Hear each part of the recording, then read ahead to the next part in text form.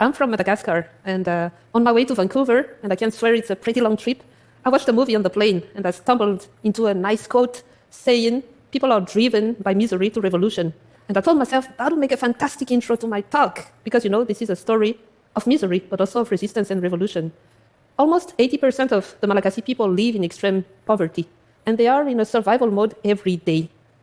Madagascar is a really fantastic country, very beautiful, very rich in terms of biodiversity, natural resources, land, people, culture, but at the same time, we are lacking the most basic things, such as food, electricity, education, healthcare, roads, energy, everything.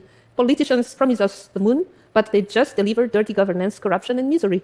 We don't have a fair and just society where people have a say on decisions made on their behalf. And we don't have democracy. This is a notion that remains blurred to many of our people. But it doesn't have to be this way, and this has to radically change. So for the last 20 years, I've been working for the democratization of my country in various instances. And of course, power holders don't like that, but it's okay. I'm not here to please anyone, frankly. The important thing is to keep preventing dictatorship from happening in my country and to keep fighting against corruption at all levels. So what I wanted to tell you about today is something that we launched in our community. It's called citizen assemblies. The idea is just to gather ordinary people from all walks of life around the idea of learning about democracy, deliberating about important public questions, and then taking actions together. And we do believe that citizen assemblies can be a powerful way for restoring democracy, not only in Madagascar, but elsewhere around the world.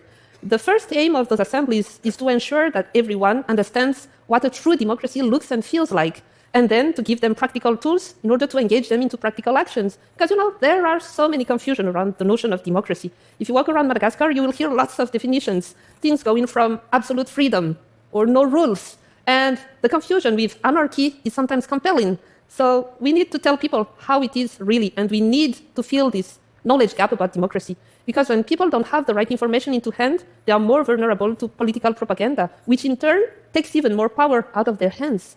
So that's the idea. And here I would like to say that in those assemblies, we really go beyond lofty ideals of democracy, because what we want to trigger is a collective strategy for really improving people's lives. So those who join us are totally free to pick whatever issue matters to them and any burning question, and we want to solve this together and make tangible impact. The philosophy is to educate, empower, and then engage into democratic action, and that's exactly what we are doing through our citizen assemblies. So how does it work? Every week, in various locations, flexible locations, we are convening a group of 10 to 20 ordinary people, regardless of their age, gender, level of education, social status, or employment, whatever. And because of security reasons, we only rely to our former participants, and we ask them to bring new people each time for the next assembly on the same location. And the gathering style is really mixed between word cafe, deliberation, and the caucus. And we always start with very basic questions such as, what is democracy? And does my voice as a simple citizen matter? Newcomers sometimes feel, skeptical and hopeless because they think that their fate lies only in the hands of the government. But very rapidly, they shift their mind and they start to open up. And then we discuss those practical issues and we find solutions together. In these assemblies, when people bring their issues, we are also connecting them with safe whistleblowing platforms for reporting corruption, and this works. I will give a practical example. In 2018, an investigation from the Malna network exposed that a member of parliament was planting illegally some crops in a protected area on the west coast of Madagascar. That area is named Mena Beant Mena. So almost half of this dry forest, a very unique landscape, has been slashed and burned for the last decade, as you can see from the maps. This member of parliament then hired migrants to work illegally in this area, and he bribed the local authorities for silencing them, and he spread terror in the whole county. So this case was brought to our assembly, and people was discussing about it and decided to take action. So with the help of local civil society organizations, this assembly of small farmers, teachers, journalists, people from local churches, they gathered evidence, and they asked the prosecutor to act. Following that, the member of parliament, who was reputed to be untouchable, has been sentenced to prison and convicted of murder. Since he escaped from prison and threatened our journalists, but nonetheless, he has been sentenced and convicted for additional criminal charges. This story shows the power of citizen assemblies because those ordinary people felt the power of getting together and daring to act together. That's it. So in order to enhance the dynamic of the citizen assemblies, we launched the learning initiative aiming at nonviolent action, or LINA, a Malagasy word meaning keen to learn. And this work builds on the teaching of American political scientist Gene Sharp, and it aims to really teach people about tactics and methods of nonviolent civil resistance. So with the help of the International Center on Nonviolent Conflict, we crafted a curriculum, and we converted it into a film for non-literate audiences and to a guidebook for citizens, grassroots organizations, and civil society organizations.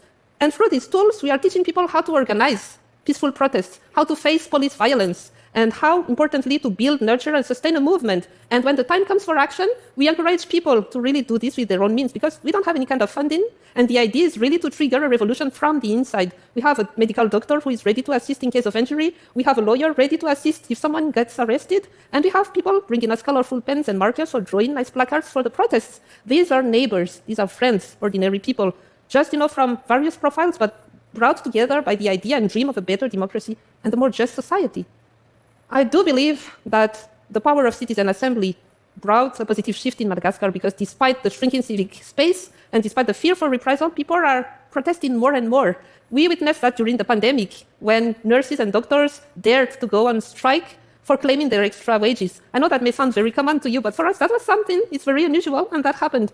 We also saw teachers resisting political instrumentalization during the last elections, and we saw women breaking the silence around the rape culture and the impunity surrounding it. And more of our communities dare to really claim their lands and report land grabbing perpetrated by greedy politicians. So that's the sparkling and the magic of citizen assemblies.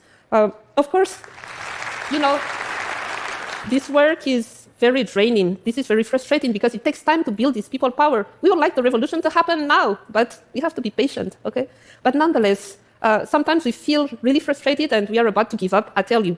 But witnessing the small, tiny victories that people are achieving, that keeps us going, because they are chipping away at injustice.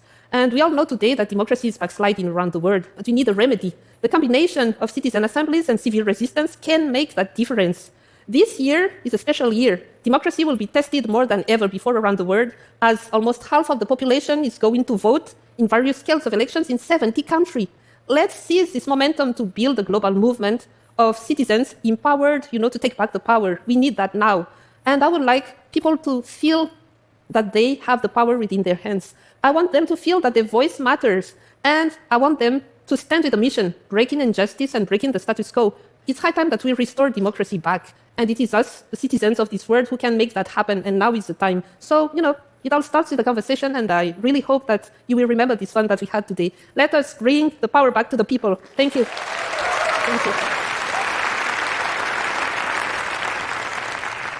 Thank you so much, Katarina. I just had a few quick questions. So you referred to this being a draining experience. It's also, I just want to be clear, it's pretty dangerous. It is. So how do you, talk to us about that and talk to us about your kind of personal commitment? I mean, we are constantly attacked, because of our anti-corruption commitment, because we are also outspoken about things happening in Madagascar. But I would say that it's very fair, because we are ready to go for it. We know that there is a price to pay when you are reporting bad things. I think it's the same all over the world. So we are ready for that. But the thing is, I have maybe a network, I have some colleagues who can protect me, but what about ordinary people in rural areas who don't have anyone to protect them? This is unfair and unjust, and that's why we need to break this system. Yeah. So you also referred to, absolutely. You also referred to using small wins as kind of ways to kind of charge and boost yourselves. Can you give us an example of a recent small win that has given you strength? Oh, yeah, of course. So we have this unit of investigative journalism, and we are conducting a lot of investigations, and there is one on sexual corruption happening in schools and universities in Madagascar that we are really proud of, because we exposed that. And it is now raising awareness among our community, because some people in Madagascar do consider that this is a traditional thing, that we don't have to complain about that. But it's not the case. So raising this awareness drives people to sue the perpetrators of sexual corruption to court. So that's a win. Yeah, we're happy about that. Katarina, thank you so much. Thank you so much for having me.